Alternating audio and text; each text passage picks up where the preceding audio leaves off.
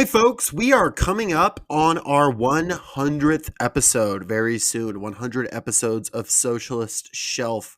Nobody asked for it, and yet we are doing it. We will give you 100. We'll give you 10, hundred, thousands, millions, actually. But for the 100th episode, we were thinking it would be cool if we got some feedback from some of y'all. We always love feedback. We get it fairly often, not time to time, but if you have any questions for any of us, anything you want us to talk about, any comments, anything you want to say about the show that's, moderately nice at least, anything you want to throw out there here read on the air, you can send us an email, thesocialistshelf@gmail.com. If you want to be really ambitious and send in like a voice memo, then maybe we can like put that in there. I don't know. I can't commit for Ryan, but I'm sure we could do something with that. Hey everybody, Editing Ryan here. Yes, if you would like to hear your voice on The Socialist Shelf, feel free to send to that same email a voice memo or an audio recording with your question or comment. Of course, if you would rather hear it read in one of Jacob or Lenore's lovely voices, send it in as a regular email per usual, but we would love to hear from all of you and especially your lovely voices. Back to Jacob. But please, shoot us an email. Let us know what the show's meant to you, something you want to know, something that you think is funny related to the show. Rate the books we've done. I don't care. Send us an email. We want to hear from you. 100 episodes, folks. It's been a lot of fun. Socialist Shelf. Read good books and organize yourself. Socialist Shelf.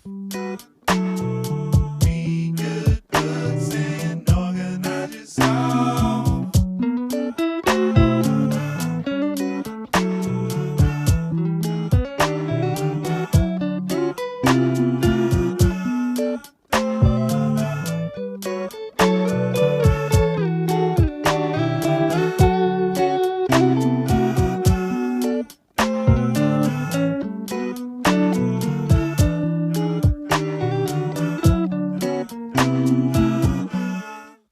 Listening to Socialist Shelf Radio.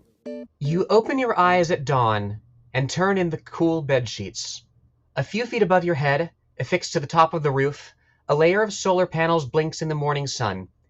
Their power mixes with electricity pulled from several clean energy sources, towering wind turbines to the east, small nuclear power plants to the north, deep geothermal wells to the south. 40 years ago, your parents cooled their bedrooms with jewels dredged out of coal mines and oil pits. They mined rocks and burned them, coating their lungs in the byproducts. They encased their world, your world, in a chemical heat trap. Today, that seems barbaric. You live in a cocoon of energy so clean it barely leaves a carbon trace, and so cheap you can scarcely find it on your monthly bill. The year is 2050. No, it's not. That happened to me this morning. Yeah. I woke up in a cocoon of energy this morning, but that's just like my aura. Yeah, you've been farming nonstop. It's pretty concerning, actually. It's super cool. I'm hoarding it. That's why no one else has an abundance. It's because I'm hoarding the aura. Yeah, but we've, 25 years, a lot can happen. Get cracking. I'll start spreading it around eventually. Maybe the year before this, so we can make Klein's vision come to life. We just need massive aura subsidies from the U.S. government and get big balls on that. Welcome to the Socialist Shelf, here for all your aura needs, to give you an abundance of aura. It's me, Jacob, here with Lenore. We're here to talk about this book, Abundance, that I just kept hearing about over and fucking over again. And then it turns out, oh, wow, the Democratic Party is making a caucus over this, and they're bringing Ezra Klein in to talk to leadership. And, like, this is actually going to be a thing we're hearing about a lot. So unlike Hillbilly Elegy, where we got to it, years late, let's get up ahead of this thing before people are doing the retrospective on why the Democrats lost 2028. Yes. Perhaps, perhaps there'll be this episode cited in Jacobin and whatever publication also savaged Hillbilly Elegy. Not to get ahead of ourselves. I don't know how rigorous this is going to be, but you don't have to be a dirty commie like us to read over this and think there's something not right here. It's interesting because unlike something like Hillbilly Elegy or something like that, this is written from a liberal, not just a liberal, but a very progressive liberal perspective. Abundance is a work by Ezra Klein and Derek Thompson. These two guys are very progressive. They're very sympathetic even to like Bernie Sanders and AOC. I believe they both align themselves with Warren in the 2020 primaries, but still they're amenable to a lot of progressive policy. And these are guys who genuinely want a future that is, I mean, according to them, inclusive for people of different races, different genders, etc., sexualities. There are contradictions that comes in that when you go past America's borders, how they feel about certain things. But this is not, the ravings of reactionaries, nor is it completely unfounded on any kind of concept or logic. We'll get into it. It's interesting, though, because what makes this book so fascinating to me is you can have these two very smart guys, and we'll get into their education, with good beliefs. And because they are just, so liberal brained, so article brained, they can write this thing at the top about how by 2050, you're going to live for basically free in a Manhattan skyrise. And there's going to be, they say, we didn't get to this part, but low orbit Ozempic factories that are delivered to you via drone, and all the energy is zero cost, and all your meat is grown from cells. There's no factory farms. And there's still like bird scooters on the ground and like lime scooters. The future is lime. Right. And we haven't fundamentally changed the political system at all. We just did this by invention. And it's like, that's as absurd and stupid and just it's as fanciful as thinking there could be a socialist revolution tomorrow. It's as fanciful as thinking I don't know, that true allegiance is also how the country works. This isn't how the world works. So I'm interested in hearing or figuring out why these guys that I think are actually quite smart are able to, due to like liberal delusion, land in a place like this. Well, and you mentioned marginalized people, of course, outside of the borders of this country in the global South, who are the engine for much of, global manufacturing at this stage. Ezra Klein and Mr. Thompson really don't. There's allusions perhaps to the movements of the 50s and 60s, but in a very sort of perfunctory manner. Yes. Before we get into these guys and the book itself, let me tell you the fundamental premise, if you haven't picked up on it already. Abundance. The idea is liberalism in its current incarnation has failed. Okay, well, me and Lenore can get behind that. And so if we want a new direction, it can't be just the neoliberal consensus, and we can't just replay the hits. We need a new idea. The Democratic Party just got our ass kicked, speaking from their perspective. Donald Trump is managing to be like the most powerful man in the country. What's going on? Why is nothing working? We need a new liberalism. We need a liberalism that builds. That's the last line of the book. The idea is, what if we took some of those ideas, like New Deal ideas about, building and providing for people and competing, he divorces it from some of the context, but whatever. And we apply it to the challenges of the 21st century. And we do that by cutting red tape, cutting regulation, spending a lot of money on infrastructure, and doing private-public partnerships. Yes, for all he talks about environmental regulations being the sole bugbear holding back home construction. And zoning, Lenore, zoning. Oh yeah, no, clearly he's read The Color of Law by Richard Rothstein. No,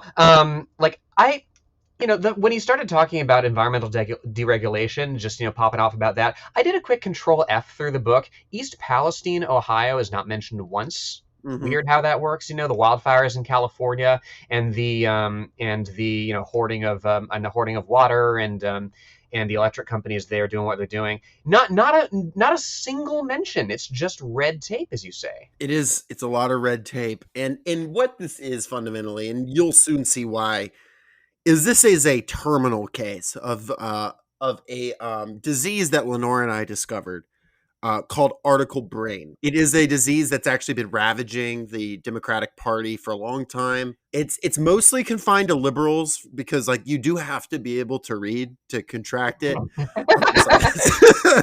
But leftists can get it too. Don't get me wrong. There are plenty of socialists with article brain.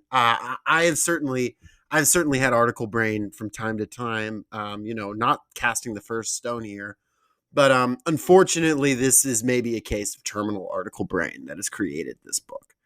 Lenore, can you think of any way that we could possibly cure this, or is this terminal? Will the Democratic Party die of article brain?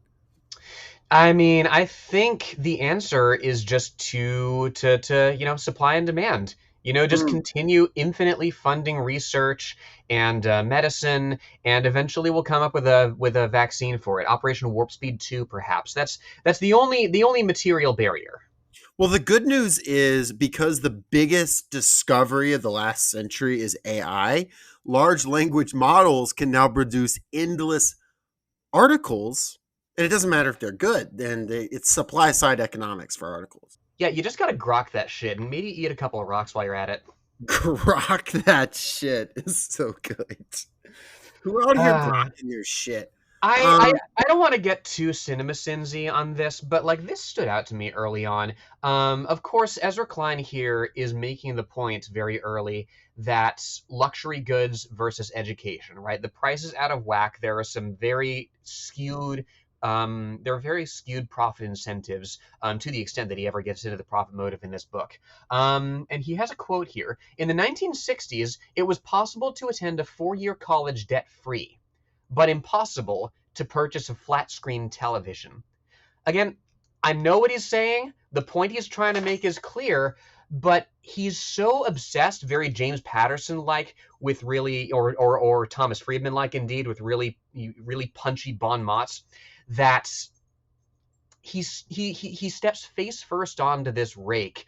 They hadn't been invented yet, flat-screen TVs in the 1960s. If FDR was so good, Lenore, why was Nintendo Switch not guaranteed in the New Deal? Chicken in every pot, sure, but what about where is FDR 2?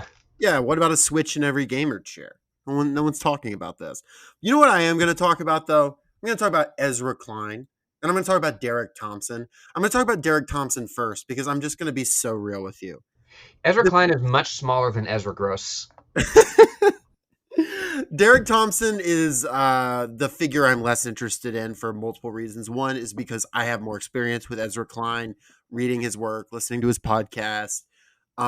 Basically, an entire summer, I listened through like most of his podcast catalog when I was delivering pizzas. Really? Because, yeah, well, and I'll tell you why. It was a period in my life where I was beginning to identify as a socialist, and I really wanted to make sure I wasn't, just a progressive Democrat, like a progressive liberal. Before I was like said the socially ostracizable thing of I am a revolutionary communist, which is, not always the easiest thing to say and to be. I was like, I'm going to look into like the smartest progressive liberals I can find. I listened to stuff from Chris Hayes. I read Bernie Sanders stuff. I listened to stuff from Ezra Klein. I read a lot of very smart academics, and I went through all of that. And I'm like, I appreciate these people, and they're also wrong about a lot. And I can tell you why. And so that's also why I think Ezra Klein is a smart guy. I think I could have a conversation with him. I think he's probably a nice guy. I think he fundamentally wants good things. I can't say the same thing about a lot of his counterparts, but I do think that about them. I think he's also just wrong. He's got a terminal case of article brain and like liberal brain. But Derek Thompson, very similar, but kind of the lesser of the duo to me. Staff writer at The Atlantic.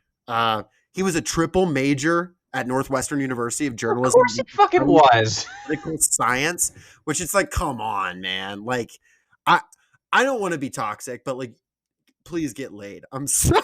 The school that I went there about the time that they finally stopped allowing people to triple major. If just imagine someone saying, yeah, I'm a triple major in journalism, legal studies, and political science. Like, oh God. He hosts the podcast Plain English, where he uses his expertise to, quote, cut through all the noise around big questions, end quote. Yada, yada. He wrote that World Without Work article in 2015 that was like, what if AI tech makes us not have to work anymore? You remember all that? That was like a big kerfuffle online for like 2 weeks in 2015. It's good if you don't remember it. But. What was I doing in 2015? Drinking a lot, probably. Fair enough. Well, Derek Thompson wrote that, and it was, whatever. It's fine. He has some interesting like questions he asks about will that free us under, current profit motive and stuff like that. But he's writing for the Atlantic. He can't get too radical with his opinions, and he clearly hasn't moved left since then. And if you need to know anything else about him, this is something that he tweeted mere months ago about Joe Biden. There's an extraordinary effort from alt-right commentators to claim that the legacy media lied to strategically cover up the issue of Biden's age and only suddenly covered the subject. It's fascinating to watch people I respect express this idea, and frankly jarring. Yeah, such alt-right figures as Jake Tapper. Who else read that fucking book about the whole media effort to hide that Biden's brain was yogurt? Yeah, alt-right figures such as George Clooney. That's the other thing. Like, it's very Rachel funny. Maddow. Yeah, it's very funny. We were discussing this earlier, to have this book come out in the age of ICE stepping up its deportation targets, right? In Right. the age of Donald Trump enacting his new trade war, in the age of government moving very swiftly and forcefully in all the ways that it was claimed that it could not during the Biden years, and there's a lot of the theses of this book that are running pretty hard against the optimism of this book is that, like, we have the correct wonkery, if only people could listen to our caucus about it. And as we said in Black Chamber, the benevolent ruling class that listens to the right ideas doesn't exist. Right. Absolutely not. Absolutely not. And these guys, both, especially Ezra Klein, had the ear of Obama, and they really had the ear of Joe Biden to the extent that Joe Biden can, process. Certainly the people making policy around Joe Biden, like, were reading Ezra Klein. Mhm. And that's where I get into Ezra Klein, who is more important and is, I think, going to play an increasingly important ideological role in the Democratic Party if things play out like they look like they're going to. Ezra Klein is from California. His dad's a mathematics professor. His mom's an artist. He graduated from UCLA with a political science degree. He was never a very good student, he always said. However, curious guy. Interested in politics, and so his first big job out of school, he moved to Vermont to work on Howard Dean's primary campaign. Yeah! Howard Dean's primary campaign. Dean is, honestly, it makes sense because Dean's a numbers guy, a smart political strategist, as in, like, Dean actually helped Obama a lot. And also the 06 midterms, like, he was really good at, like, flipping seats and doing the math and doing the polls. But of course he couldn't beat the raw charisma of powerhouse John Kerry and got defeated in the primaries in 2004. But that's where Ezra Klein broke in, and he starts blogging then. And because the year was 2004, you could just, like, post on the internet and have a career. If you figured out, like, how to, like, turn on the internet and, like, how to, like, pretend to have a website, you could just, like, become a blogger. And now everyone has to pretend like you're an expert. It's very frustrating. Yeah, there were blogs, and then there were podcasts. Now I suppose there's Substacks. How the cycle declines. But because of his blogging, he gets hired by the Washington Post as a writer. And then he starts working at the same time at MSNBC. And then he starts working at the same time at Bloomberg. So he is working at all three organizations at the same time. This dude is a workhorse, no doubt. In 2014, he leaves the Washington Post to form Vox, his brainchild. Oh boy. Vox is very much the brainchild of Ezra Klein. Vox is when this, like, the new media was all the hype. Articles are saying, oh, this is the same thing as a tech startup. And he puts together a dream team, including well-known genius and one of his best friends, Matt Iglesias. Oh God. 1 billion Americans himself. We might have to do that book at some point. It's kind of washed at this point, but that is a funny one. 1 billion Americans, and this actually have a lot of shared DNA. His first ever article at Vox, Ezra Klein, and the first one ever, was How Politics Makes Us Stupid, asking how we got so damn polarized. And it's all just kind of like that. Like, Vox can be a useful resource, especially some of their explainers, their policy breakdowns. It has a very, like, kind of annoying millennial coreness to it. It describes on its website as like, we're like if a Wikipedia article was written about politics with a little snark. It's like, okay, cool. But like, it is sometimes useful. Like, I've definitely found Vox articles that are good. Like, I don't want to, downplay it. They made like 1 million Vox podcasts. There's so many Vox podcasts. They end up making a Vox TV show on Netflix called Oh yeah, for all the Vox Populi. What does the Vox say? It's a thing called Explained. Ezra Klein is a producer on it, and Ezra Klein makes the show In the Weeds and the Ezra Klein Show as spinoffs of this. Vox, according to their own metrics, they get like 20 million hits a month right now. Like, they're big. They do numbers. They claim that they want to be like incredibly centrist and like middle of the road. They're the most liberal to ever a liberal, and whatever. Wish they would just admit that that's just the case. But it's a big thing. Yeah, they have a pretty hair-splitting article on like that, claiming to debunk that Princeton study that like the average person's vote has like very little impact on like public policy. Yeah, it's it's a mixed bag for sure.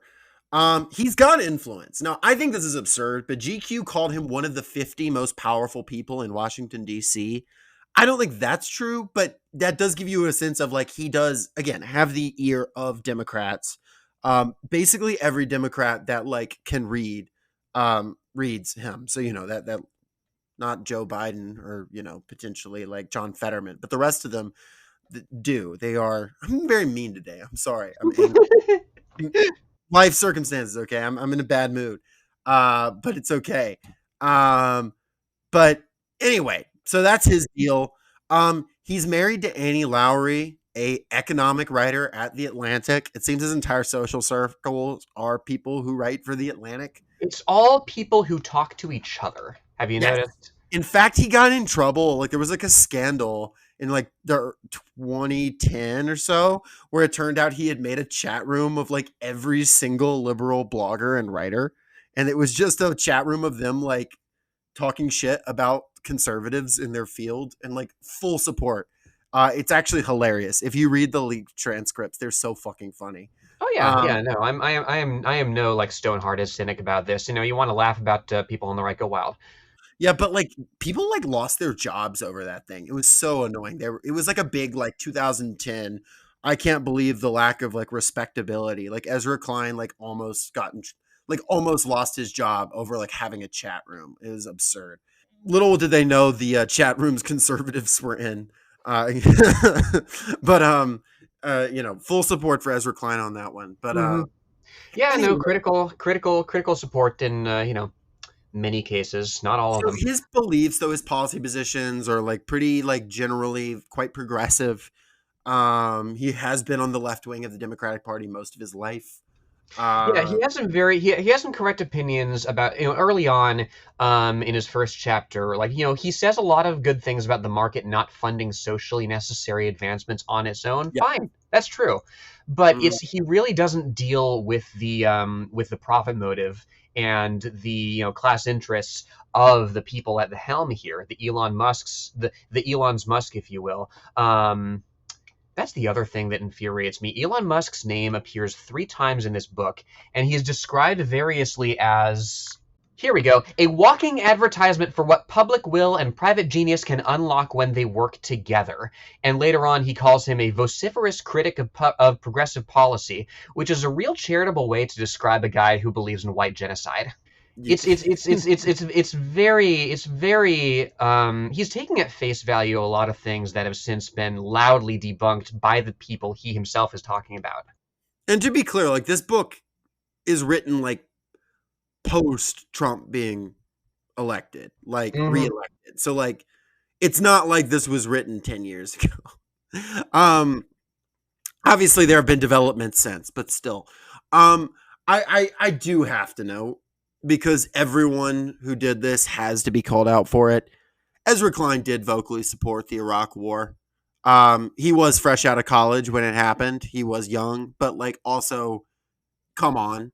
He has since walked back and he's written multiple articles about why it was stupid, why it was wrong. He even to his credit said it's not just wrong because we couldn't do it the right way. There was no right way to do it. Um, so, but like I feel like anyone who had any kind of public platform that used it to support that war should not ever go anywhere without that being noted. The first thing you should do when you hear about a new commentator who's been in the game for a few decades, just Google their name and see what they were writing in the year 2003. It should be like a sex offender registry. Like no matter what you've done, Literally. you still got to like go door to door in your new neighborhood and say, "Hi, I'm Ezra. Yes, I supported the Iraq War." Somebody with like the fucking Inglorious Bastards like Iraqi flag tattooed on their Right, forehead. right, for real. He's actually like I actually was kind of impressed with some of his other foreign policy record though. Like on like even like skeptical of like Libya intervention and things like that.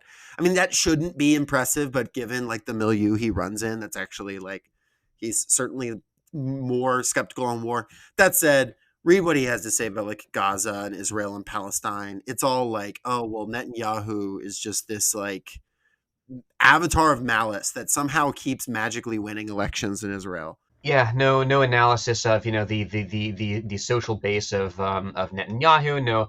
No analysis of the militarization of Israeli society writ large. He Like did a it's real ridiculous discussion with the New York Times where he was like, "Do you think Sinwar has a plan to take over the world?"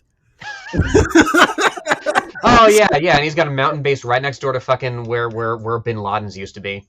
And then he was talking about, he was like, talking about Iran. It's like, we shouldn't rush into a war with Iran, but at the same time, we should consider that, like, oh, what a nuclear Iran would mean. He's a boring liberal until now, in which he becomes an interesting liberal because he wants abundance, Lenore. And we've talked enough about him. Lenore, I told the top a little bit what abundance is, but do you want to really give the people the core pitch of abundance so that they can join this new liberalism that builds? Yeah, build more stuff, cut red tape, more housing, unlimited funds to research, to medicine, and like let a thousand. I think he actually says like let 1,000 enterprises bloom or some shit like that. Neoliberalism is over. Now we're cutting red tape. Yeah, like It sounds half of this shit sounds like something Ronald Reagan would say. literally, no, like he comes. It's especially infuriating because like at the end of this intro section here, like he comes perilously close to diagnosing a crisis of overproduction. Right, we have a startling abundance of the goods that fill a house and a shortage of what's needed to build a good life. He says, we call for a correction. We are interested in production more than consumption. We believe what we can build is more important than what we can buy. But no jobs program, no hard look at building luxury condos instead of affordable housing. Like we'll get into it, but there's a lot of. How good are you at doing a Slovenian accent? Oh God, I mean, you fucking been to Slovenia recently. You should be better. I want to say pure ideology in the Zizek voice. To our Slovenian audience, sir, I apologize. If we have a Slovenian audience, your country was so cool, dude. Sorry about the 90s. That was our bad. Mostly. Margaret Thatcher played a role too. Anyway, so why I say pure ideology is because he even acknowledges in this book, I could have made this book a series of policy proposals and I didn't because. And the reason because is, sure, it is good to paint a vision and to make an argument for policy. And it is also true that people don't want to pick up a book that is just policy. And to Ezra Klein's credit, I do think he's fully capable of writing policy. He's worked at think tanks or worked with think tanks that have. His show Into the Weeds really gets into the weeds. He's not lying. So, again, I want to like pay respect to this guy's intelligence, which is also why I can then say, better, dude. And I say another reason that he is not concrete in his policy proposals in this book, because if he got any more concrete than what he puts in this book, then you would immediately start to run up against the limitations of the system. You would have to run into, well, nobody in power wants to do this. You would get comparisons to previous programs that have attempted it, and you would start to see suddenly why this isn't possible without everyone in the country reading this book and adopting it as their ideology, which is Well, not going to yes. happen. Yes, and you bring up previous programs that have attempted this or that thing, and it puts me in mind of I had the pleasure recently of reading Alec Karakatsanis' book Propaganda, right? And so much of the narratives that sell police militarization, increased police budgets, the fiction that police keep us safe, revolve around the idea. The idea that's spread by $1 billion police PR industry that previous attempts have been made to defund and to restrict and to, quote unquote, liberalize American policing. And that's led supposedly to a rising crime, and thus, we need to fund the police more. And you have similar mythologies at play here regarding progressive, supposedly programs that have been put into practice and tried and failed, right? I'm thinking here of when he's talking about California and its homelessness problem. There have been many explanations offered for the severity of California's homelessness crisis. Perhaps it's the nice weather, which makes sleeping on the streets comfortable even in winter. That's a fucking ghoulish approach. I guess comparatively to, But then why is homelessness so much less prevalent in Houston, where the winters are yet warmer? Perhaps it's the generosity of California's social services. No mention of Newsom vetoing single-payer healthcare, of course. Bruce and Gavin, yeah. Perhaps it's liberal drug and policing policies. No mention of the LAPD literally being a racist gang. Perhaps it's something. Gangs, yeah. Perhaps it's something to do with mental health. I refer you again to the vetoing of single-payer healthcare. Perhaps California is a magnet of social service compassion, attracting all the rest of the country's homeless. Come the fuck on. I'm sorry. That made me so mad. I never mind. But yeah, no, 100. I would, and I live in Atlanta. I know a little bit about the effort to quote unquote clean up the streets for the 1996 Olympics. I would be very interested when he diagnoses Houston as having sort of solved the homelessness problem with cheaper housing and no zoning restrictions. I would be very interested to see how the successive governments of Texas going back to about the 1990s have dealt with the homelessness problem, how they have perhaps shipped people out of the state. I don't have the hard data on it, but I suspect there's more at play here than simply making housing easier to build in a reactionary environment. And that's the thing here. Like Ezra Klein assumes that all these things will take place without a reckoning with the reactionary governments in control of these states. He assumes a much more robust federal government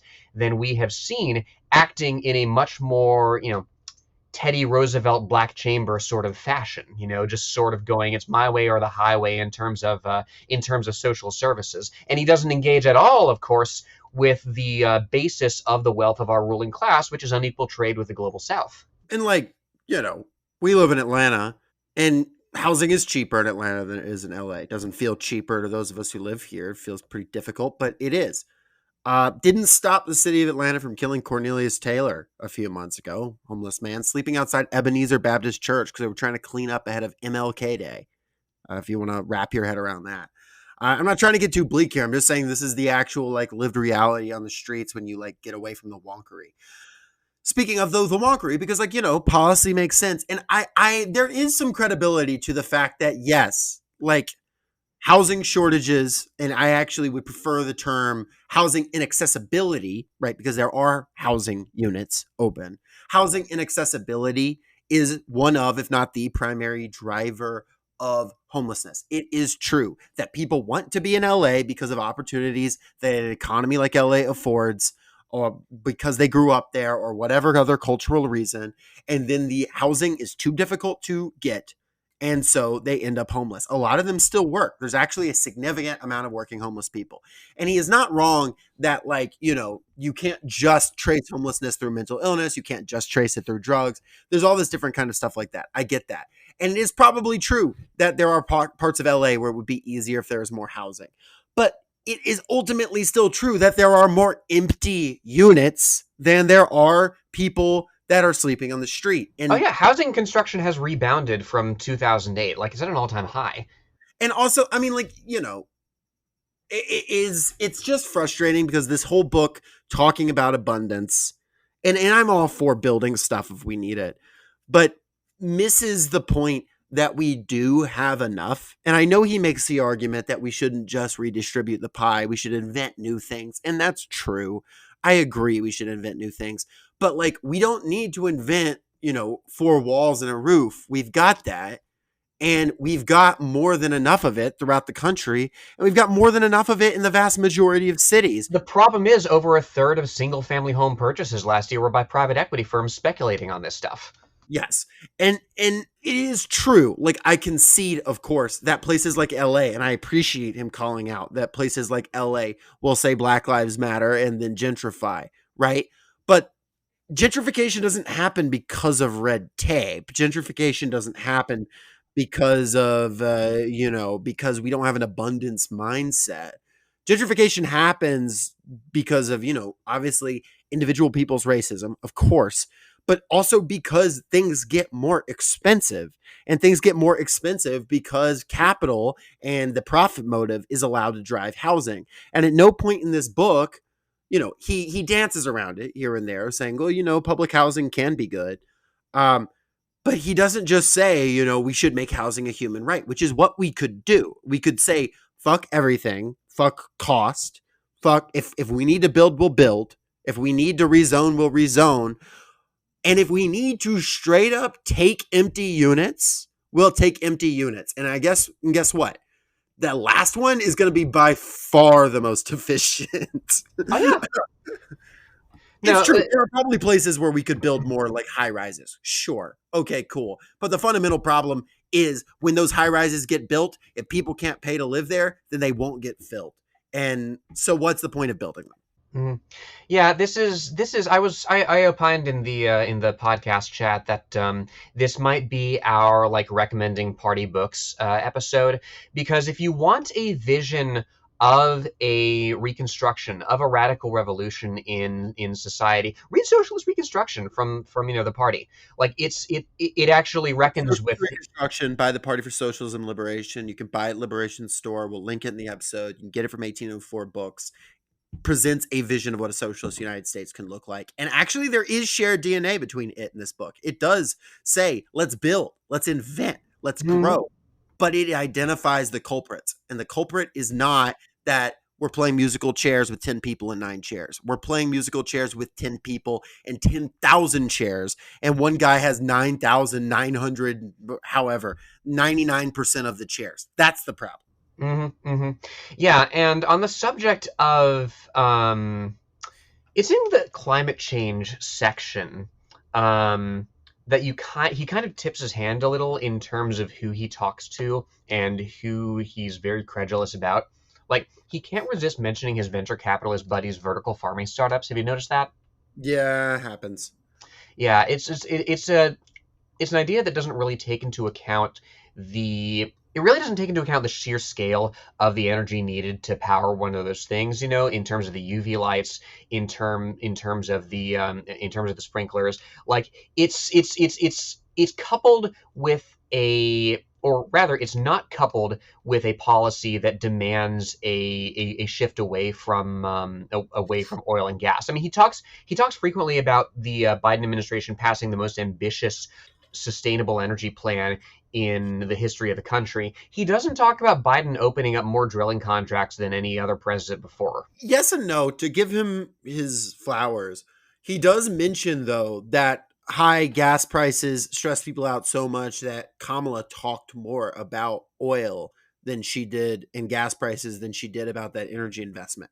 But you are right that he conveniently doesn't actually get into that drilling. It is interesting too how he rightfully notes that green energy has become remarkably cheaper, like way more than we really even expected.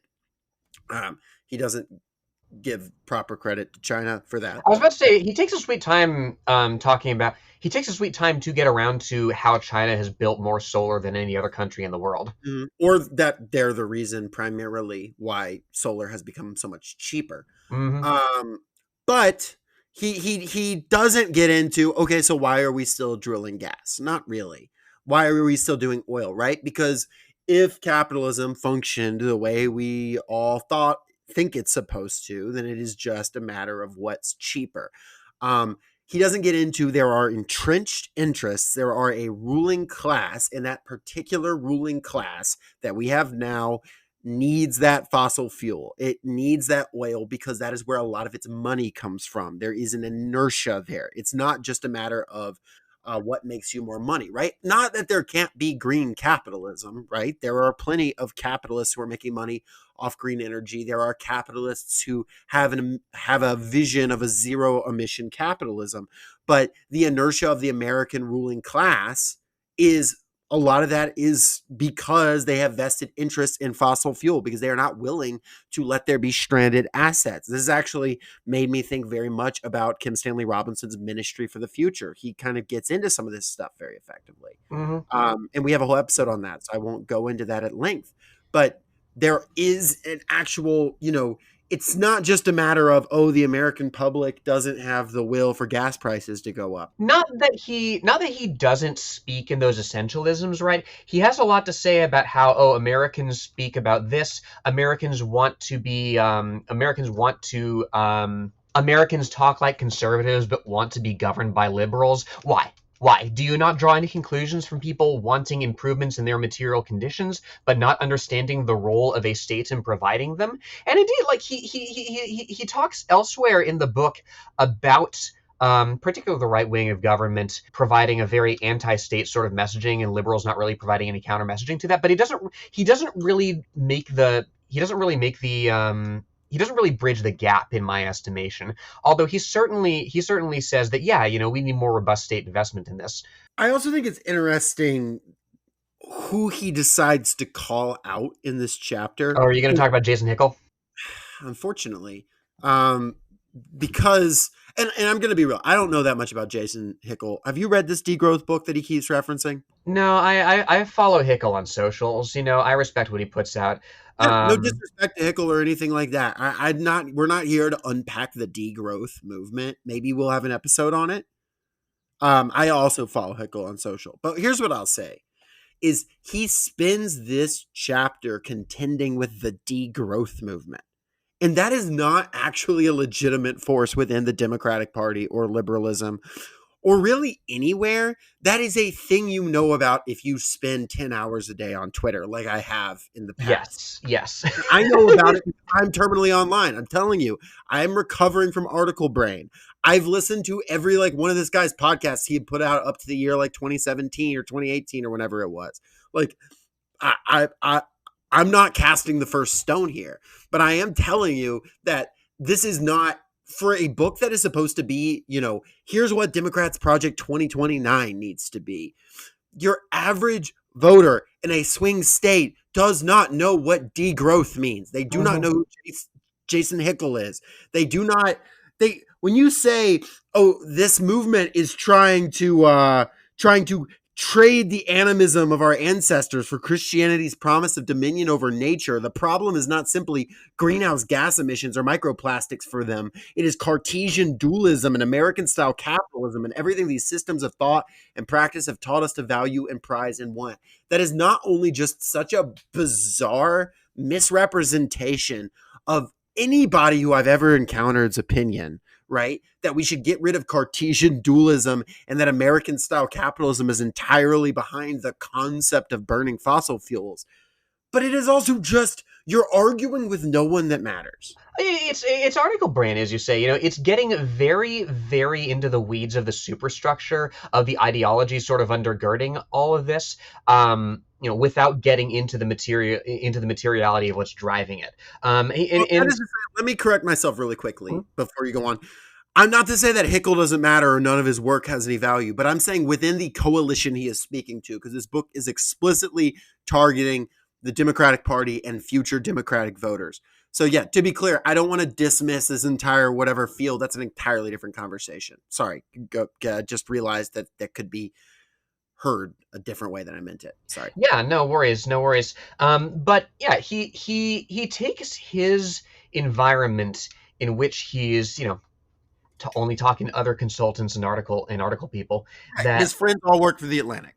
yeah, and he's basing his assumptions about what people care about on that, right? He says, no less than housing, climate change makes a hash of our traditional political categories. Here it is typically the right that is willing to leap into the unknown, confident that humanity can adapt to unimaginable change. As Ryan said, where's the Republican great leap forward? Here it is largely the left that wants to conserve the climate that the entirety of human civilization has known.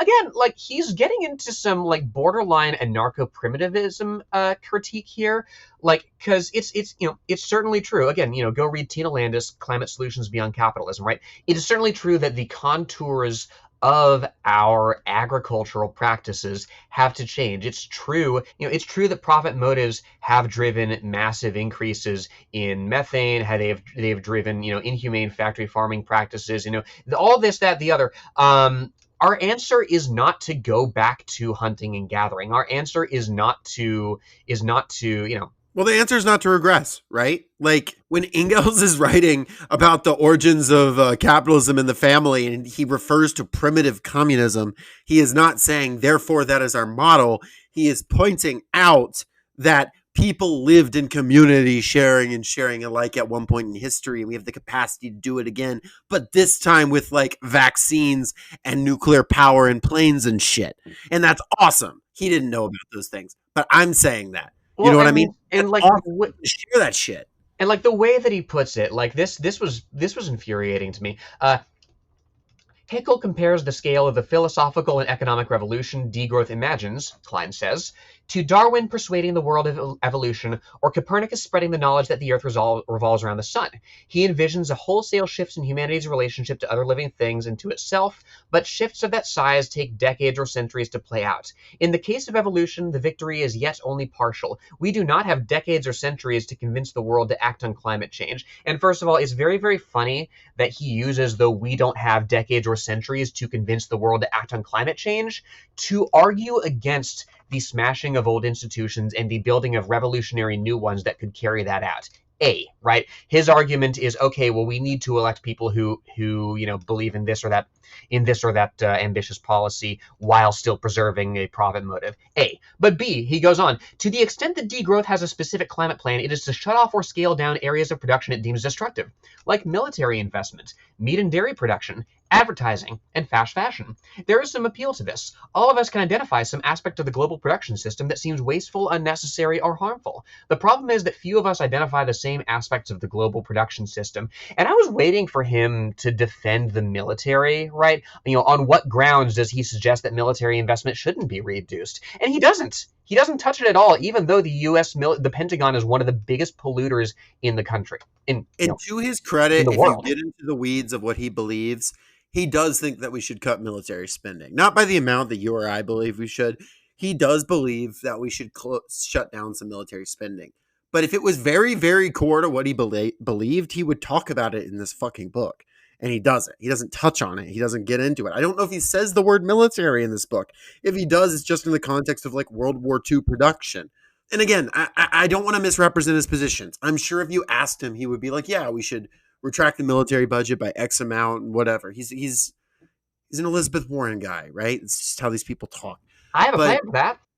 Yes. Yeah. Big structural Bailey is back. He's in the room with us. He's bringing us. You need an abundance to feed Big Structural Bailey.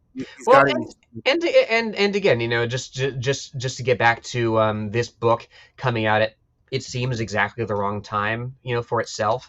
Like, it's extremely funny that he says, well, you can't pass a global or multinational tax on meat to deal with this stuff. Extremely funny in the age of the tariff. Exactly right. Fuck, you can't. Like, it's interesting. I was in a discussion the other day, and someone made the point that Donald Trump has proved that you can pass policies that crash the global economy and still be the president. And I know that sounds silly, but it's like, and yeah, his policies were bad and stupid. And we don't have to get into all of that.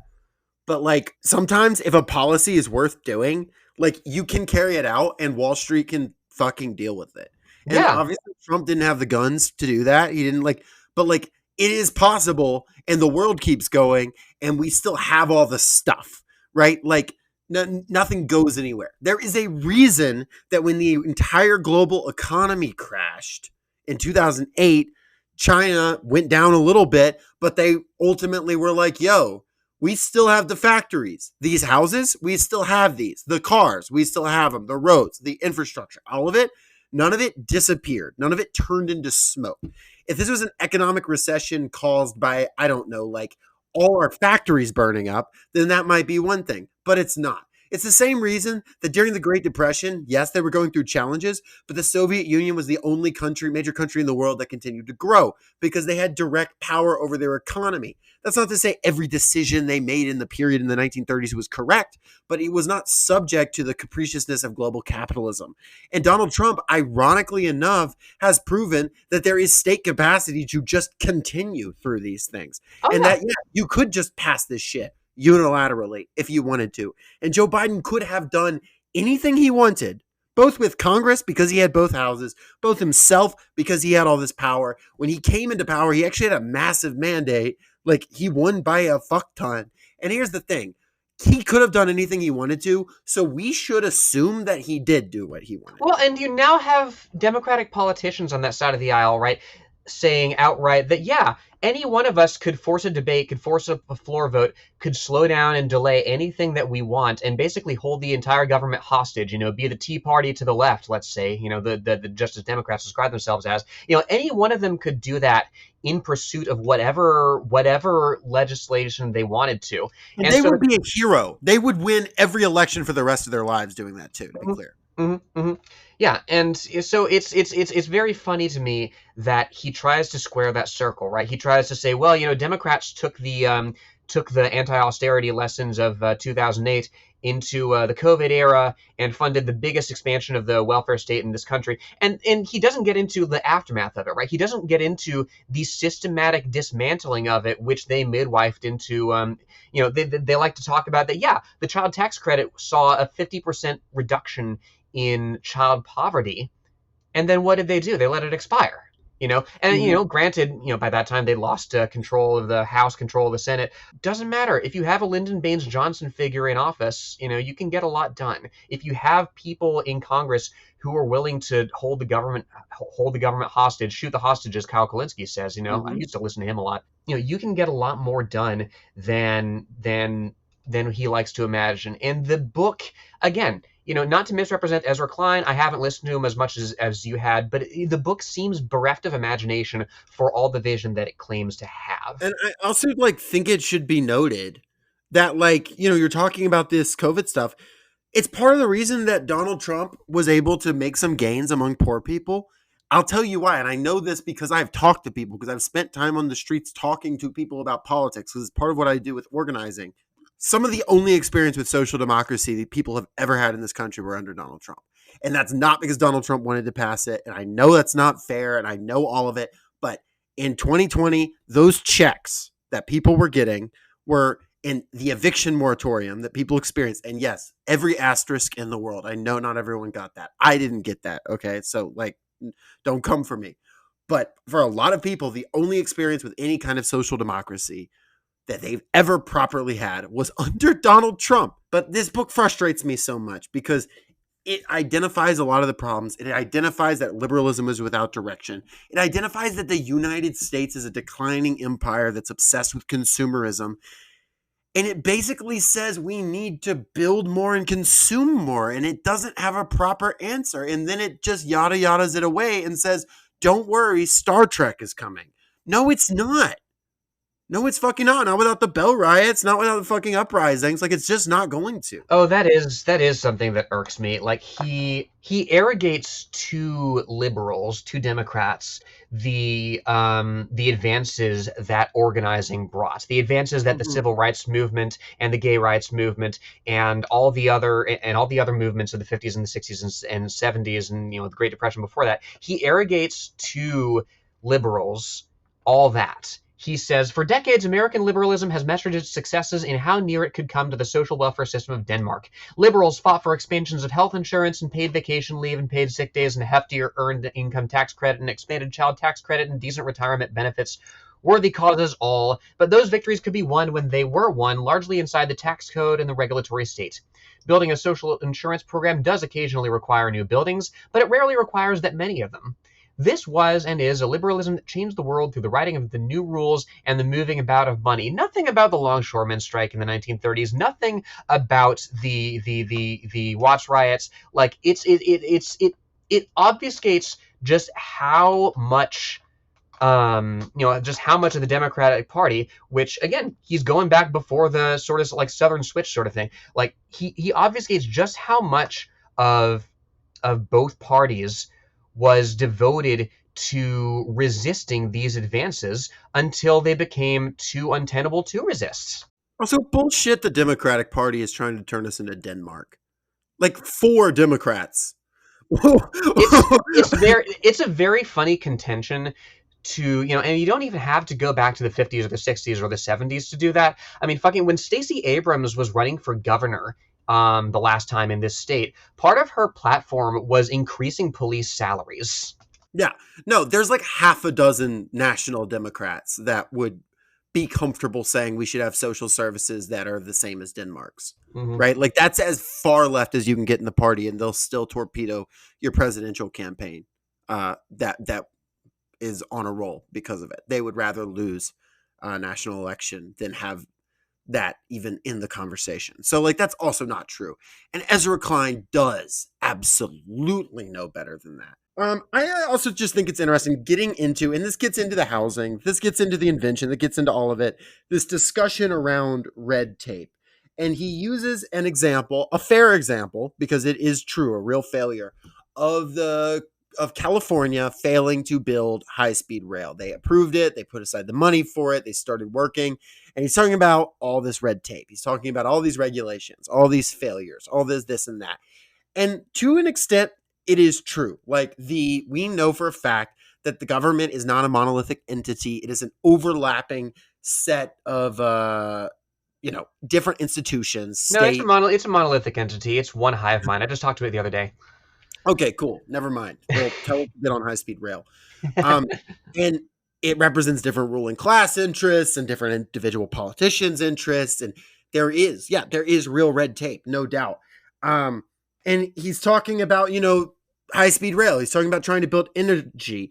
And he says, for example, talking about building energy, installing wind and solar capacity isn't just a manufacturing challenge. It's a political one. Wind and solar require far more land than coal or natural gas to produce the same amount of energy. Some of the viable land is open and easy to purchase. Much of it isn't. Neighbors have fears about a wind farm rising near their homes, and communities have concerns about becoming the site of a major solar array. If the land is publicly owned, the project has to negotiate with an overlapping set of federal and state authorities. It can take years merely to get the plans and permits approved. And he goes on, and there is some legitimate stuff here, right?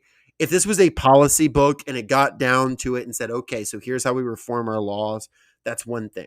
But on a broad scale, what this tells me as a reader is not, okay, we need to reframe the Democratic Party around cutting red tape. What this tells me is this is a government that has grown bloated and huge off imperial spoils. We are at the end of a cycle of the growth of an empire. We are declining. The shit that worked for us once is catching up with us. And ultimately, we may be able to fix individual things, right? A great lift of work can maybe build a solar project here or construct a bridge there. He really jacks off Governor Josh Shapiro for being able to build one bridge. But ultimately, this thing is broken. This thing is not going to work. This is a fundamentally broken system that is not prepared to deal with the challenges of the 21st century, specifically climate change. And capitalism has not just outlived its usefulness, it is at a stage of unbelievable decadence. And when you ask me, how do we cut through all this bullshit through these regulations on federal land that the government owns? Like, sorry, climate Stalin, I guess. Because like, I don't know. I like, what else do you want? Well, and the government is perfectly willing to waive such laws where necessary. I mean, he talks about Trump's border wall. Fun fact, Biden's administration also waived environmental laws to keep building that thing over the objections of environmental groups, of Native American groups, of, it's extremely frustrating to suggest that, it's red tape that's the problem when, a lot of this stuff is simply, a lot of the money is owed to ourselves, figuratively. A lot of the laws aren't fucking real. The crux of his argument is so vibes based, it makes my blood boil. Here in chapter 3, govern. Let me see. It is tempting to say that with these essentials already in existence, he's discussing specifically medical advancements and whatnot, it is time for society to focus at last only on the fair distribution of existing resources rather than the creation of new ideas. But this would be worse than a failure of imagination. It would be a kind of generational theft. When we claim the world cannot improve, we are stealing from the future something invaluable, which is the possibility of progress. Without that possibility, progressive politics is dead. Politics itself becomes a mere smash and grab war over scarce goods, where one man's win implies another man's loss. And again, he's doing the backwards arguing like we don't have decades or centuries to do this thing, to argue against doing the very thing that we need to do, which is building new institutions. He's setting up a false dichotomy, a false adversariality between distribution of existing resources and creation of new ideas, right? That's it, and why, right? He's using this paragraph here to directly argue against, as you said, Elon Musk owning 99,999 out of 10,000 shares. We need a smash and grab war over this concentration of capital that's taken place. We need to nationalize energy. We need to nationalize housing and take it out of the hands of private equity. And it's extremely infuriating to see that just kind of dismissed, right? Because you would have to go knocking on Peter TL's door with a very large stick. You would have to take the toys away from his venture capitalist buddies. And I think also what he misses, and he has moments where he touches on a mass movement, and I know he has a conception that this book will start a new mentality in people. But yes, like things like climate change will require massive infrastructure programs to meet. And what you need for that is a lot of workers, right? And the difference in just the idea that, oh, this is going to be jobs, right, in some kind of abstract, that'll be popular sense, is I think the way we look at this is not just this is jobs, but this is an army of workers conscious of what's going on. That this is what we need, is an army of workers conscious of what is going on, and they are integrated properly with a state that knows what's going on, a state with the capacity to act out the will of the people. And when those workers build the bridges, build the wind turbines, build the nuclear power and the electricity and all of it, they electrify the grid. When they do that, they are self-consciously acting out the will of the people as part of a political project, as, executors of the people's vision, the necessity of carrying out the future. And that is something that they're not really able to do. At the end of the day, even when he proposes something good, like clean energy, right? It is, oh, well, we can have a carrot and stick approach with multiple corporations that are bidding on it, and hopefully we can have union labor. And it's like, no, like, think bigger, right? And he identifies that there are other models for this, right? He talks about, more organized groups you have, the more infighting there will be. He says, affluent, stable societies have more negotiations, and that means they have more negotiators. There's great good in that. It means people's concerns can be voiced, their needs can be met, their ideas can be integrated, their insights can be shared. It also means that it becomes difficult to get much of anything done. This is why China can build tens of thousands of miles of high-speed rail in the time it takes California to fail to build hundreds of miles of high-speed rail. China does not spend years debating with judges over whether it needs to move a storage facility. That power leads to abuse and imperiousness. It also leads to high-speed rail. Again, I didn't write Ezra Klein just wrote that. Yeah, again, like no mention of East Palestine. We famously don't have environmental abuses here in this country. I'm speaking facetiously, of course. Like it's extremely revealing, I think, to read this book and to see what he considers an abuse and what he doesn't, right? He considers abuse in China breaks on the ability of their capitalist class to follow, to follow profit motives and market trends. And it's infuriating because he says that like the market isn't the most efficient allocator of resources. Like he says the state has to pick winners and losers. That's what China is doing. The four biggest banks in the world are Chinese state-run banks. Right. That can be directed to invest in these things. And it's all while he's misrepresenting class consciousness as this false maximalism that opposes innovation, right? He's very anxious, I think, and again, you see it in his treatment of Elon Musk to the degree that it even exists, right? He reads government subsidies to Musk's companies as progressive policy, right? When he says Elon Musk is a vociferous critic of progressive policy, right? He reads government subsidies to his companies as progressive policy, which is extremely funny to me, considering that he's a contractor for the Defense Department and the intelligence community to decidedly anti-progressive things, especially if you live in the global south, right? You read Elon Musk's name in this book, in the 3 times it appears, you do not know about his labor violations, his racism, his fascism, his eugenics, his sexism. If you only read this book, you assume that the problem with the world is that your ambitious, clear-eyed John Galt's are restricting from doing what needs to be done. I'll talk a little bit more about the John Galt's thing in a second because I want to get into the invention section. But I wanted to say one more thing on this. God, we're going to have to read Rand at some point, aren't we? You have to read Rand. He says, liberalism has become obsessed with procedure rather than with outcomes. It seeks legitimacy through rule following rather than through the enactment of the public's will. Homelessness in Los Angeles is a catastrophe. The public is furious at the sluggish and effective response, and the lead agency on homelessness is spending its time filling out audit forms and making sure each dollar is spent in strict accordance with the specific demands of funders, right? So for me, I think when I read that, I'm like, yeah, you're right. Let's smash liberalism, right?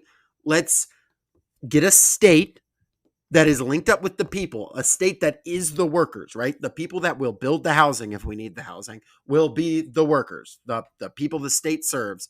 And the state will identify the will of the people. In this case, we've all identified that we want homelessness dealt with. We don't want there to be people sleeping on the streets. The vast majority of people in this country would say they want those people to be in homes. Only a very small subsection of freaks would say otherwise. And then the state moves and makes it happen. And there are moments where that is bumpy, and there are moments where that is tough. And there are moments where that bumps up against interests, specifically the capitalist interest, which is why you need a socialist workers state, right? Not a capitalist state. But when he talks about all these interests fighting, it is very rarely the interests of the people, building the housing, the people, living on the streets or wanting to live. He is empathetic to the people who need housing, sure, but their political interests or their political power, the conception that the workers have any political power is not there. It is all the interests of the homeowners association. So at the lowest rung of power is, homeowners in Los Angeles. That is like that's the poorest person like that has political power, all the way up to the billionaires. It is cut off. The vast majority of the population is under the level of consideration of having power beyond the vote. Well, and he steps perilously close to that analysis, right? Especially, and I don't hate the medicine chapter, right, where he talks about. And we can kind of get into that. We're going to get into that next, so bring us into that. Yeah, where he talks about the mRNA vaccine not producing returns early on, similar to the penicillin needing what he calls micro inventions, little advancements here and there to make it practicable at scale, right? Like he talks about the woman who spearheaded like the invention of mRNA vaccines, Miss Kariko from Hungary. An abundance of Catalans. Is that Yeah, anything? no, he very correctly talks about that. Yeah, these, sometimes like these things need to be moonshots. They need to have funding in order to make them practical, because they're not practical at first. Now, he doesn't really get into her ability to stay on at UPenn, which was tied to her ability to generate value. I mean, he kind of does, but like that's the thing. He correctly diagnoses that there are political breaks on scientific research. True enough. But he conflates it frequently with political abuse of regulations to argue for throwing out regulations entirely, right? Right. And that's the thing. There are shortages some places in housing. There are abundances elsewhere. I don't dispute that case by case these things need different approaches. But he's throwing the baby out with the recycled bathwater used to cool nuclear reactors. It's interesting, and you are right. I am sympathetic to some of what is happening No in the. private company could orchestrate the national production of penicillin in World War II, so OSRD did it. Office of Strategic Research and Development. No private companies were close to putting a man on the moon in the 1960s, so NASA did it. I mean, this is all true. Yes, yes, this is all true. And him talking about, oh, this woman's research was ignored over and over. I think there was also probably an element of sexism there, if I had to guess. I've read a little bit from this woman, but Mm. It's, neither al- here nor there. it's also Uh, very, very easy to say that that Operation Warp Speed saved more lives than the Manhattan Project, because the Manhattan Project did not save lives. Yeah, that was interesting. But he makes a good point that there is ways the government can do very impressive things. Operation Warp Speed, which, if you don't know, created the COVID vaccine, is an incredibly impressive, I and think it's that impressive. 10 months to develop a vaccine that would have taken years. And who is it impressive because of? It is impressive because of women like this who were born poor and worked their ass off studying, working class people. It is impressive because of the people in the lab. It is impressive because of the people who put together the needles. It is impressive because of the people who drove these around in refrigerated conditions, and because of the pharmacists and doctors and nurses who administered the shots. It is not impressive to me that some politician signed a check. It's not impressive to me that Moderna and Pfizer exist and their CEOs made the money on it. That sure, cool. And I think that they were still like missing, the point that there is a working class that has needs, and yes, it needs to be shaped and driven by a government, a working class government. But the way you solve these issues of modernity is not by these like weird private public partnerships. And like he doesn't really go into what else happened with the vaccine. Like the level of conspiracy and the level of like the way in that the United States, we talked about it last week, started throwing out, conspiracy theories about other countries' vaccines to undermine China, and denied, yes, it was good that the United States made the vaccine easy to get in the United States. It also like allowed other countries to basically be blackmailed for like mineral and water rights Sent over the. millions of expired vaccines to countries in the global south.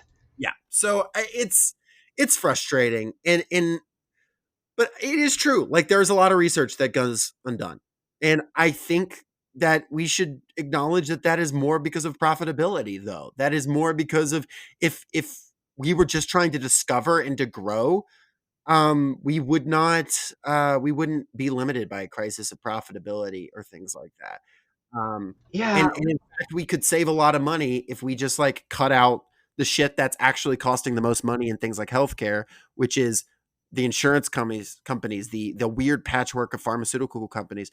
I mean, I know Ezra Klein supports universal healthcare, but he doesn't even go so far as to say there should be universal healthcare in this fucking book. hmm hmm No, yeah, it's a lot of magic beans getting sold here. A little later on, like he says, if we eventually hit it big with carbon vacuuming machines that save the world from climate change, it might very Fuck well be due to off. policies that guarantee a return for the best early technologies. And it's like, yeah, Ezra, and if we don't, the world fucking ends. Right. And I agree. Let's research carbon capture. Someone pulls that off, that's awesome. I mean, like, just like we should have researched the COVID vaccine the second that COVID dropped. Sure, research carbon capture. Go for it. Also, though, let's not count on it. What we can count on is carbon capture like trees. I don't mean this to be the Jack Off China episode, but guess what China is doing? Planting a shit ton of trees. And they give a lot of people jobs doing that don't have a lot of great prospects. Fucking Burkina Faso planted trees, much smaller, much poorer By the country. millions. That punched well above its weight for its population and for its GDP. And this was in the 1970s. You want to talk about, job programs, you want to talk about meaningful work, things like that. That's a thing that this misses, is that ultimately a lot of the abundance it talks about, despite it saying this isn't all about cheap consumer goods, it is still chasing that like ideal capitalist lifestyle. It is still chasing, we can live a life of super consumption if we make more. It is still at the top, giving you a vision of your nice apartment where you're being delivered things by drones and you're eating food and everything's fucking cheap for you and you don't have to work particularly hard. It is not painting a vision of like an actual societal goal. It's not even suggesting that, in fighting climate change, we reimagine our relationship to the earth or anything like that. It is ultimately thinking like through policy, and not even policy it spells out particularly well. We can solve the contradictions. And anytime he acknowledges plans to the contrary, anytime he acknowledges, China, for example, he'll just say, yeah, it's working, but at what cost? And then he doesn't say the cost. He'll acknowledge the concept of degrowth. He'll misrepresent it as far as I can tell. And then he'll just say like, and we don't have time for all that. It's very frustrating, if you can't tell. I'm very frustrated.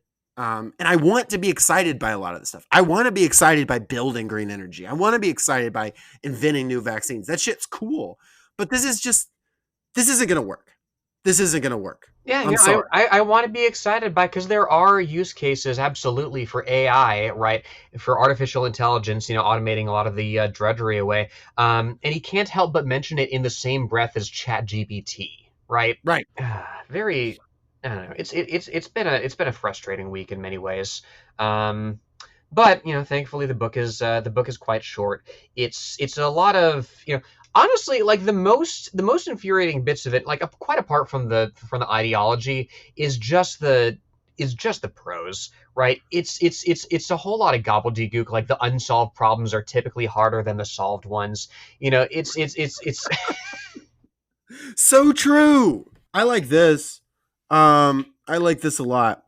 Where he's talking about, politics. This isn't his conclusion. They're split in their view of speech and history and decency and truth. Distinguished scholars write books considering the nearness of another civil war and wondering whether fascism is resurgent on American soil. The polarization of the 90s feels quaint against the chasmic conflict of the 2020s. These divisions are real. They are dangerous. But behind them is the murky outline of something very different. Perhaps a path out of the morass we're in, a new political order. The term political order is the coinage of Gary. Like, come on! You can't...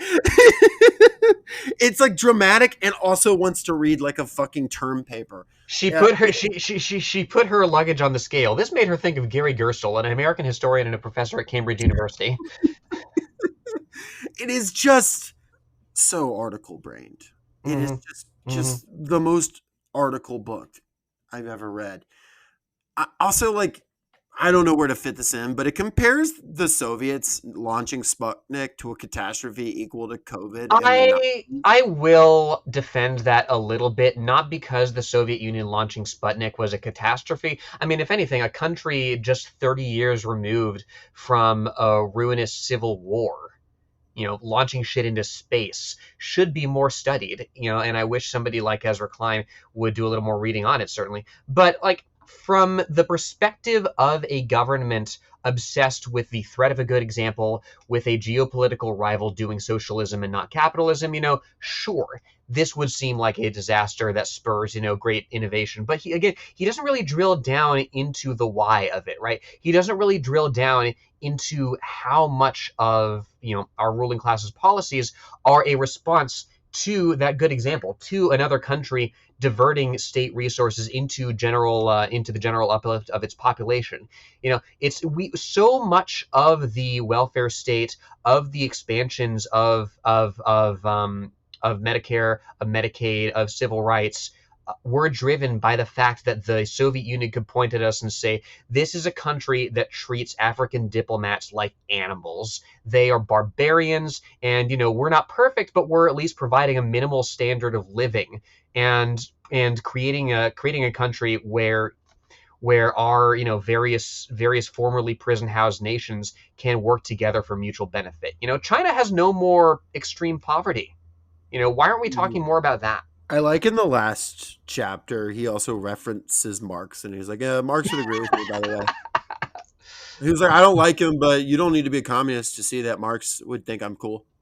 It's weird and a little bit, we're not going to get into his misrepresentation of Marx and Hickel and others on the actual left, but like it is interesting to me that he kind of pays lip service to those ideas without really seriously engaging with them. It seems to me like a way for, I don't know who this is for, right? It's for the people on Twitter. It's for like rose emoji people on Twitter. Yeah, like I'm serious. That's who this is for. It's for Comrade Waluigi on Twitter. Yeah.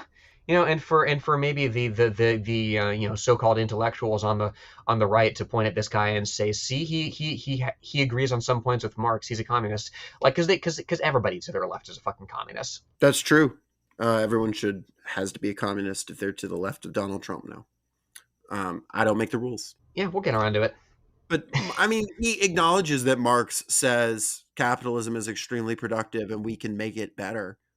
But that's different than what he's saying. Yeah, fighting for reform under the system is very, very different than the ultimate goal of smashing it. It's interesting, though, right? It is interesting that he is able to say Marx did talk about seizing things and directing them in a positive direction. And he does have to acknowledge that China is kicking our ass. And he is, at certain points, talking about history, forced to acknowledge certain successful models of the Soviet Union that the Soviet Union had, all its failings aside. But like that full thing isn't brought together to contend with, that there is actually an alternative, and it's not an alternate liberalism, it is an alternative to liberalism. But of course, like that would require breaking with the Democratic Party and breaking with American politics altogether. But I'll say this. Before you get Ezra Klein's vision of the Democratic Party, you'll get caucuses, right? You'll get lip service. Before you get a Democratic Party that actually pursues the vision of this book, which fair is fair, would be better than the Democratic Party you have now. But let's say before you get that, and before you get that as like a ruling coalition that actually pulls something off in this country, it would be genuinely easier to have a socialist revolution. And it is not easy. It's not easy to have a socialist revolution. It would be easier to have a socialist revolution than bring about the world from this book under the context of current American capitalism. Just look at what they did to David Hogg just recently, right? Of course, we have our disagreements and opposition. Not the Hogg. Yeah, not the Hogg. Get him wrong. We have our disagreements and opposition with Hogg, of course. He signal boosts Pelosi and Richie Torres and Hakeem Jeffries. He's a radical. David Hogg, famous radical leftist, Marxist, anarcho-primitivist. But because he's younger and he has the audacity to say, hey, we need new people in office rather than people who are dismissive of anybody who's, younger than them or doesn't kiss the ring, for their various political dynasties, take a hike. Like, for the audacity of saying we need new blood in the party, even somebody who's as beholden to corporations as this person is forced out. And on what grounds? On like some weird procedural like gender diversity thing, which the right can point to and say, see, like they're doing like DEIA and like hamstringing themselves because they're too woke. And it's not even that. It's a very cynical sort of calculation that manages to piss everybody off. So I'm not psyched myself, I gotta say. Mm-hmm. Well, Lenore, don't worry, because I'm gonna read you something that'll make you feel better. We seek a politics of abundance that delivers real marvels in the real world. We want more homes and more energy, more cures and more construction. This is a story that must be built out of bricks and steel and solar panels and transmission lines, not just words. It's a story, And we believe it is truer to the American character and experience, truer to both what we have done and what we will do than the narrow narrative of scarcity that has taken hold. Abundance contains within it a bigness that befits the American project. It is the promise of not just more, but more of what matters. It is a commitment to the endless work of institutional renewal. It is a recognition that technology is at the heart of progress and always has been. It is a determination to align our collective genius with the needs of both the planet and each other. Abundance is liberalism, yes, but more than that, it is a liberalism that builds. I mean, you want to explain to me what the American character and experience is? Like, I mean, the ideas are the ideas of our society are the ideas of its ruling class. If you want to change the ideas, change the ruling class. Well, look, Lenore, the story is not going to be built out of words. But words are pretty important, which is why Ezra has probably written 100 articles since we sat down to record this podcast. And we'll be reading them all in the course of the rest of the year. We're having the Socialist Shelf spinoff series, which is like Talking Talk Tua, but just us responding to Ezra Klein. Speaking of which, Talking Talk Tua, please have me on the pod. How much talk? She's back. Did you see? I know. That's Talking Talk Tua is talking about it. It's a great podcast because, you know, you got to listen to Talk to Her, but you also got to listen to Talking Talk to Her because they really break it down. I tried to listen to Talk to Her. Like, I got about 20 minutes in and then I threw in the towel. Lenore, I hate to tell you this, but Talking to Her is a story truer to the American character and experience. You know what? I'll buy it. You know, I mean, there is something to there is something to everybody wanting their 15 minutes of fame. There is something to content creation being one of the last bastions of creativity that has relatively low barriers to entry. You know, and I Haley Welch, come on the pod. I would genuinely love to shoot the shit with you. I would love Haley Welch to be on the pod. Haley, I will fight for you to be our climate Stalin. I'm so serious. If you think you can do it, you already have the funds. I know you got hella crypto money now. I support you stealing money. That poor girl. That wasn't her fault.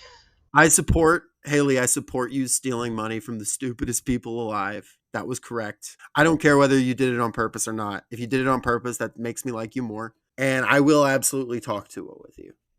I don't want to talk about Ezra Klein anymore. If you can't tell. I suggested this. This isn't Lenore's fault. This is all on me. Yes, this is your revenge for Black Chamber, isn't it? I guess I want to say at the end here that, like, there is no one that frustrates me more than someone that I know knows better and I know wants something good for the world, like genuinely somewhere, like has a genuinely good vision of the world in some capacity, but is so over intellectualized and so overthought it and has absorbed so much ruling class ideology and just bullshit that they cannot see past their own article brain. I'll just make that the most said term on any podcast ever on this one. And that's why Ezra Klein frustrates me so much, because, like, I know this guy is brilliant. He's so smart if you listen to him talk. He really is, genuinely. I do not say that about most, like, political thinkers that I disagree with. I think he's probably a genuinely good guy. I think he's probably very nice. And I know that he could know better. And instead, he's writing this shit. And now we're going to have to fucking hear about it. And we're going to have to hear Pete Buttigieg in 2028 on the debate stage with Mecca Donald Trump saying, "Oh, we're going to fight the abundance agenda," while Trump wants to I don't. And then Trump just calls him Stinky Pete and it's over. Yeah. Pete is going to say, "We want the abundance agenda," while Putin is Trump's frienda, and then Trump is going to just, like, shoot him, and that'll be it. It's over. God, I hate that you're right. I fucking hate that. Vladimir Putin's not even going to be president of Russia anymore. Like, it's not even going to matter. Yeah, he's just gonna be prime minister again, and it'll be some other dude. Anyway, all I have to say is, like, the reason we talk about this is not to randomly dunk on someone, but because this is a emerging trend of the Democratic Party that I think we're going to actually have to, on the left, contend with to some capacity, because it does have a vision of the future, which, like, that's good. You should have that. Kamala ran without one. So, you know, you need that. But we have to contend with a vision of the future that cannot come to be, because this is false and it's hollow. And the only way there can be abundance is to, one, acknowledge that we already have more than enough, and all that we make and we produce should be done by pooling the resources of society and democratically deciding, okay, how do we give people what they need from the pool we already have? And now where do we want to go next? And yes, it'll be invention. And yes, it'll be green energy. And it'll be the coolest shit you've ever seen. It's completely possible. And it's not going to come from the fucking Elon Musk model of government wonders. From the Elon Musk model, that is the very smash and grab war over scarce goods that Ezra Klein claims politics is not. You know, one tranche of people, one class is doing this, one class is not, and once enough of us wake up to that, it's over. Abundance? What is this? Twerking? I hate you. Abundance. Have a good one, everybody. Take care.